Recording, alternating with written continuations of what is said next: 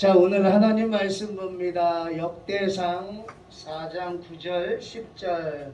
자, 우리 한 목소리로 있습니다. 야베스는 그의 형제보다 귀중한 자라. 그의 어머니가 이름하여 이르되 야베스라 하였으니 이는 내가 수고로이 낳았다 함이었더라. 야베스가 이스라엘 하나님께 아뢰어 이르되 주께서 내게 복을 주시려거든 나의 지역을 넓히시고 주의 손으로 나를 도우사 나로 환난을 벗어나 내게 근심이 없게 하옵소서 하였더니 하나님이 그가 구하는 것을 허락하셨더라. 아멘. 오늘 우리가 이런 이야기가 있어요. 못생긴 나무가 산을 지킨다라는 이야기가 있습니다. 잘생긴 나무, 고든 나무는 나무꾼의 눈에 띄어서 금방 베어지고 그 다음에 또 배로 아니면은 집을 만드는 어떤 제목으로 사용이 되어져요. 그러나 산을 지키는 나무들을 보면은 구부러지고 볼품 없고 그렇게 보여지기도 합니다. 근데 사실 우리가 못생긴 나무가 산을 지킨다라는 것은 우리에게 대기만성의 어떤 이야기를 우리에게 보여주는 내용이기도 합니다. 오늘 본문을 보면은 야베스라는 사람이 나와요. 이 야베스라는 사람의 이름의 뜻을 보면은 수고로이 낳았다. 우리가 보면 고생, 이런 어떤 의미가 되어지는 거예요. 어머니가 태어났을 때 이 야베스라는 사람이 어떻게 보면은 별 볼 일 없어 보인 거예요. 근데 우리가 역대상 4장에 보면은 유다 지파거든요. 이 야베스가. 근데 역대상 3장까지 보면은 유다 지파에 잘 나가는 사람들이 쭉 설명이 되어 있어요. 그리고 4장에 와서는 별 볼 일 없는 유다 지파인데도 불구하고 별 볼 일 없는 사람들이 쭉 설명이 되어져 있어요. 그런데 집안도 별 볼 일 없는 집안에 야베스라는 사람이 태어났는데 환난과 고난과 어려움 속에서 태어났어. 그간 부모 입장에서도 야, 너 태어났긴 태어났는데 너는 지질이 고생하겠다. 그래서 이름은 야베스라고 지은 거예요.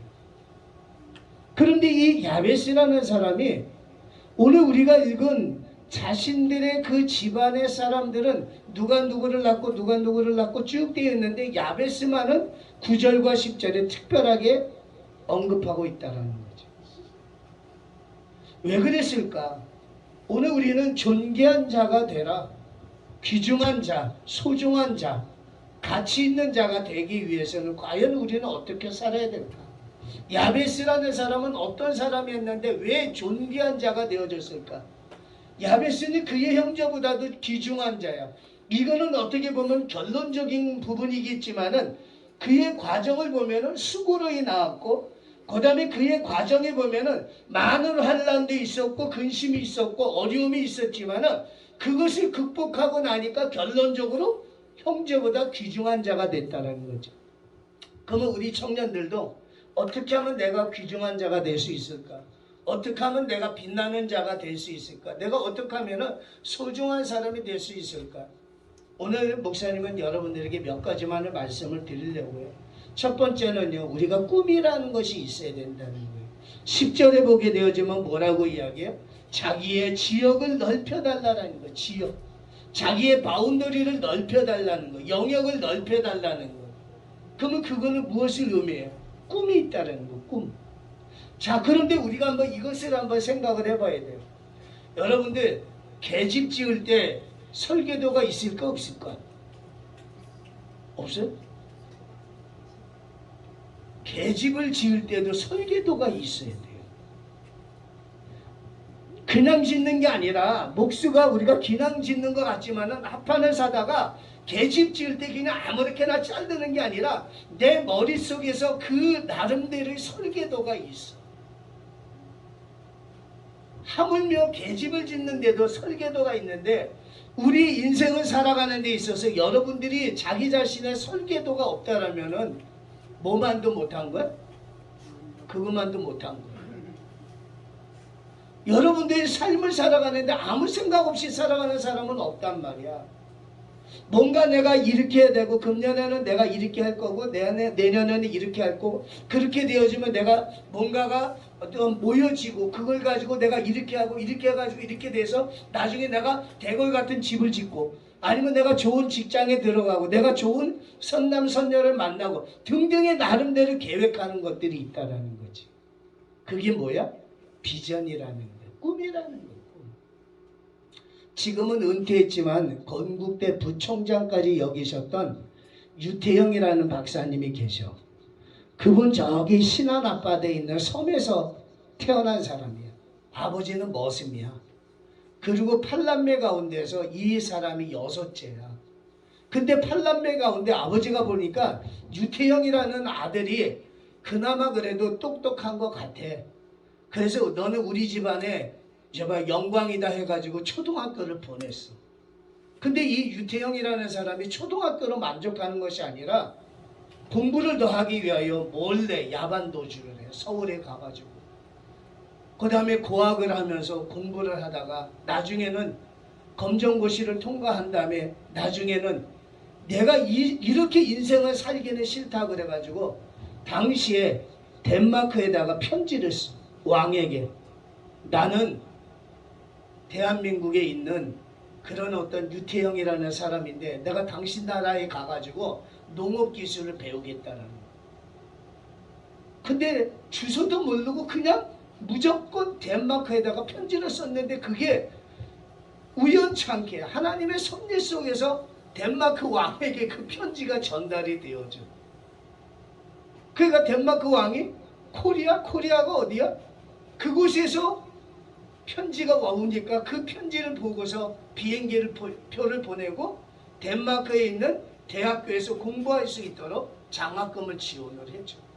근데 덴마크 말도 모르는데 이 유태영이라는 이 학생이 덴마크에 와가지고 7개월 동안에 덴마크어를 열심히 공부해가지고 그거를 언어를 습득을 해. 그리고 그곳에서 7년인가 몇 년 동안 공부를 해. 가지고 대학교를 졸업을 해. 그러면 만족하잖아. 그잖아. 그렇게 했으면 됐잖아. 머슴의 아들로 태어나가지고 초등학교밖에 못 나왔는데 다 검정고시 해가지고 덴마크까지 유학 왔으면 그걸로 만족하고 금이환영해야 되잖아. 근데 이 유태영이라는 사람은 거기에 만족하지 않았어. 다시금 이스라엘 나라에다 편지를 쓴 거야. 내가 당신 나라에 가가지고 농장기술과 농업기술을 배우겠다. 그러니까 이스라엘에서도 어떻게? 오케이 했어. 사람이라는 것은 한 번 어떠한 방법을 터득하면은 또 그 방법을 쓰게끔 돼 있어. 내가 아무것도 모르실 때 덴마크 왕에게 편지를 썼던 것처럼 이스라엘 나라에다가 편지를 써가지고 그곳에 가가지고 히브리 대학에서 박사학위를 받아가지고 와. 가지고 우리나라의 농업기술의 발전을 일으켜. 그리고 건국대에 가가지고 그곳에서 히브리어도 가르치고 농업도 가르치는 그런 교수가 되어집니다. 그 사람에게는 무엇이 있었어? 꿈이 있었다라. 오늘 야베스라는 사람은 그는 수고로이 낳은 거야. 이름이 고생이야. 아니면 우리나라 말로 표현하면은 찔찔이.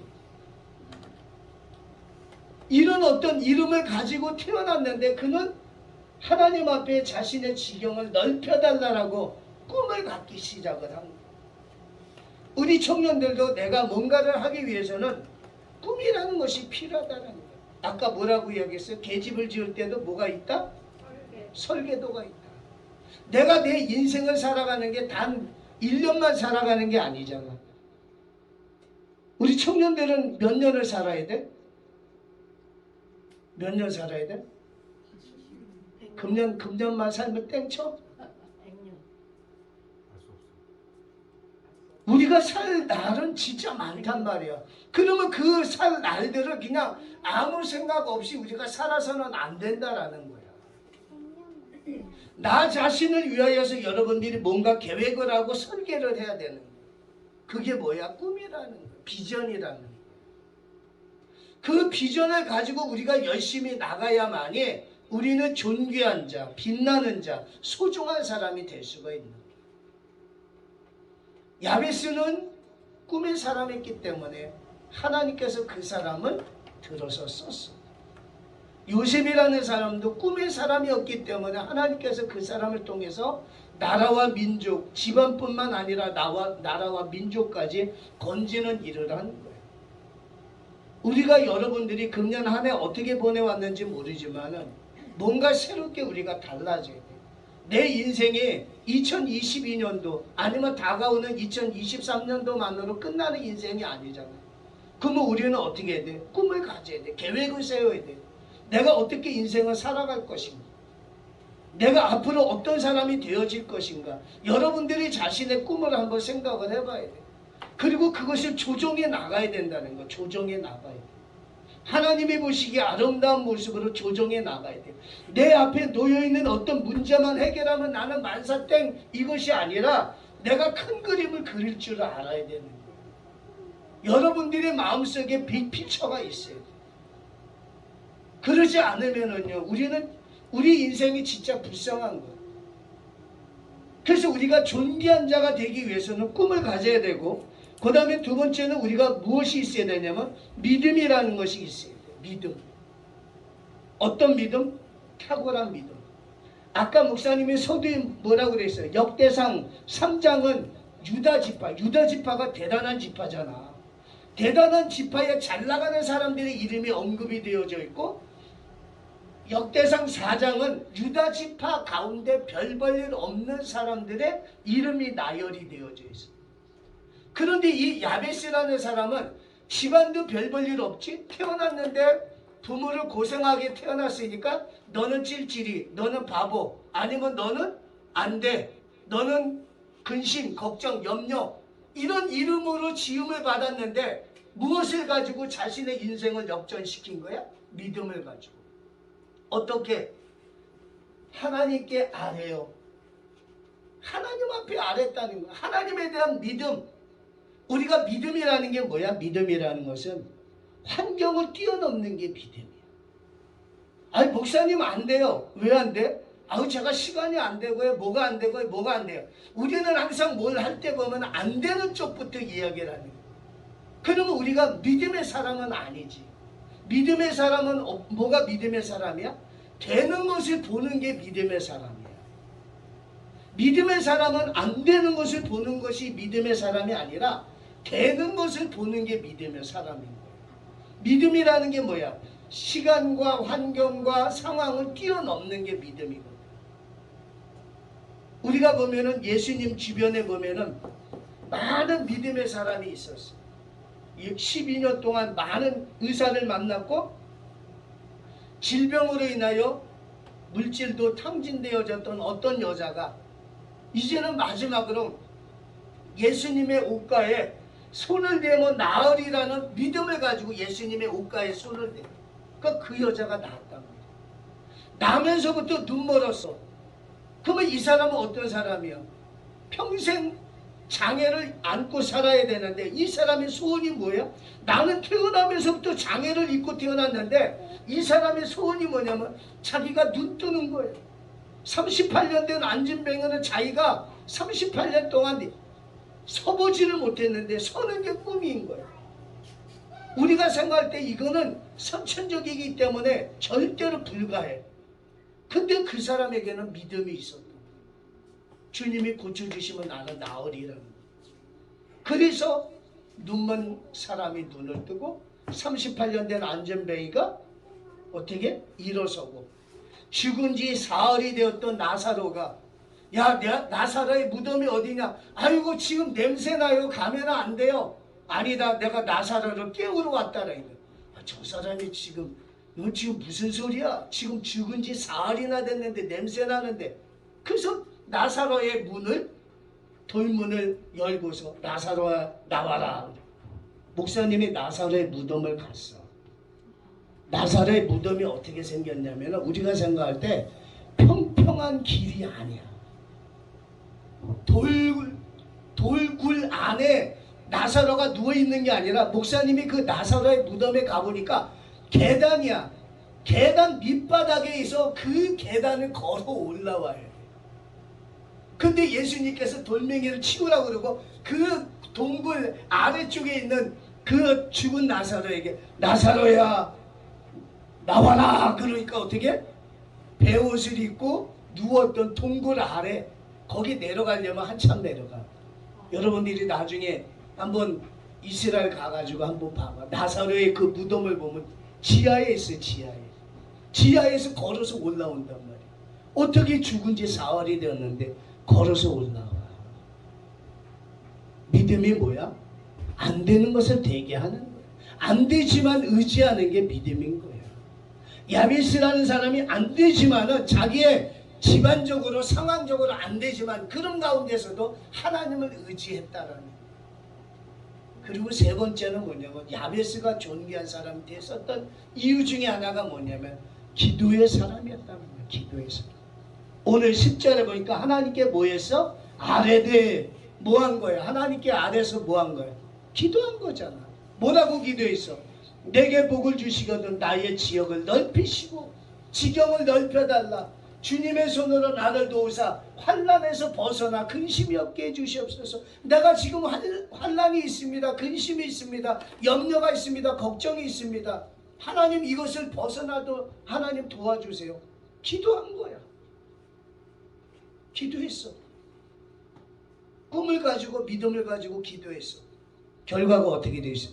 맨 마지막에 한번 읽어봅시다. 시작. 하나님이 그가 구하는 것을 허락하셨더라. 허락했다는 게 뭐야? 하울링이 되게 생겨가지고. 좋아요. 아 좋아요. 네. 허락했다라는 게 뭐야? 응답받았다는 거죠. 여러분들의 삶에 있어서도 부탁하고 싶은 게 이제 말씀을 마칠게요. 계집도 설계도가 있는데 여러분들의 인생을 위하여서 여러분들이 한번 생각을 해요. 나는 과연 어떤 인생을 살아갈 것인가. 그래서 여러분들에게 꿈을 가져야 돼요. 청사진이 있어야 돼요. 그 다음에 두 번째는 믿음을 가져야 돼요. 믿음. 내가 믿음이 없다고 그러면 하나님 앞에 기도하면서 믿음을 달라고 이야기해요. 믿음이라는 것은 두 가지가 있어요. 첫 번째는 로마서 10장에 보면 하나님의 말씀을 자꾸 들어야만이 믿음이 생겨. 그러면 여러분들이 믿음을 키우려면 하나님의 말씀을 자꾸 들어야 돼. 두 번째는 뭐냐면 고린도전서 12장에 보니까 믿음도 은사야. 하나님 나에게 믿음의 은사를 달라라고 이야기해요. 그러면 말씀을 듣고 하나님이 주시는 믿음의 은사를 가지면 여러분들 앞에 놓여있던 어떤 문제들을 해결해 나갈 수가 있겠지. 그리고 무엇을 해야 돼? 세 번째는 기도해야 돼. 하나님 앞에 여러분들의 삶에 어떤 것이든 간에 하나님 앞에 기도해야 돼. 근심을 없게 해달라니까 하나님께서 근심 없는 걸 허락해 주셨고, 하나님 도와달라고 이야기하니까 하나님이 허락해 주셨고, 나의 지경을 넓혀달라고 기도하니까 하나님께서 허락해 주셨고, 하나님 나에게 복을 달라고 하니까 하나님께서 허락해 주셨다는 거예요. 그러면 우리 청년들도 어떻게 하나님 앞에 복을 달라, 근심이 없게 해달라, 나의 지경을 넓혀달라, 환난을 없애달라 기도하면 하나님께서 어떻게 해주세요? 허락해 주시는 거예요. 그렇게 되어질 때 우리는 어떤 사람이 돼요? 귀중한 자, 존귀한 자, 소중한 자, 빛난 사람이 될 수가 있어요. 그런 빛나고 존귀하고 소중한 우리 청년들 되길 주님의 이름으로 축복드리겠습니다. 기도하겠습니다. 사랑과 은혜가 충만하신 아버지 하나님, 우리 청년들이 존귀한 자가 되기를 원합니다. 소중한 자가 되기를 원합니다. 하나님, 귀중한 자가 되기를 원합니다. 그러기 위해서는 꿈을 갖게 도와주시고 믿음을 가지고 열심히 주님 앞에 부르짖는 하나님의 귀하고 복된 자녀 되게 도와주시옵소서. 그리하여서 자신들이 원하는 꿈을 이루며 자신들과 하나님의 뜻이 잘 어우러져서 자신이 원하는 어떤 빛을 발하고 하나님께 영광 돌리는 믿음의 삶을 살아가게 도와주시옵소서. 예수님의 이름으로 감사하며 기도드립니다. 아멘. 지금은 우리 주 예수 그리스도의 은혜와 하나님 아버지 그 크신 사랑과 성령 하나님의 감화감동 역사 충만하심이 존귀한 자가 되기를 소원하는 우리 청년들 머리머리 위에 또한 놓여있는 모든 근심과 걱정 또한 염려 위에 지금부터 영원 무궁토록 함께 있을지어다. 아멘.